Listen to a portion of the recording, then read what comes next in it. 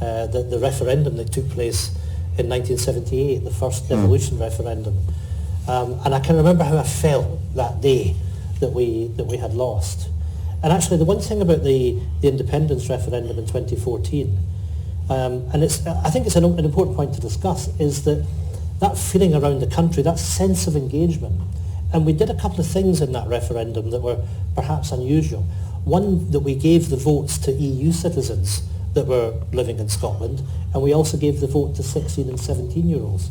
And one of the thing that probably pleased me most was to see that engagement from young people. I had a Yes campaign shop in the main street in Portree, in Wentworth Street, and the local high school was round the corner. And to see the young people that would come in on both sides but wanted to educate themselves in the debate, it was absolutely fascinating. And so that night where we came up short, when we achieved 45% of the vote, I really felt for my children. And I really felt for the young people about the hopes and the dreams and the aspirations that we had. In that sense, they had been shattered by that result. And we had to pick ourselves up.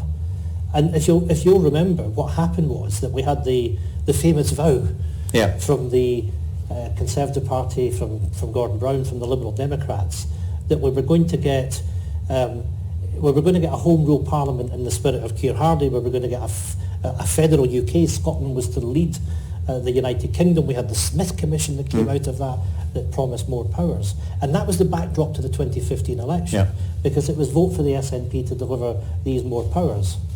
Well, of course, in reality, much of that never happened.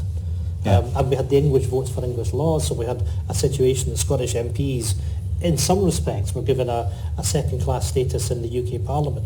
You know, the message to Scotland was, well, you had your vote. We actually, if you want to put it this way, we held sovereignty in our hands on that day, on the 18th of September 2014, but we chose to give it back to Westminster. And Westminster said, thank you very much.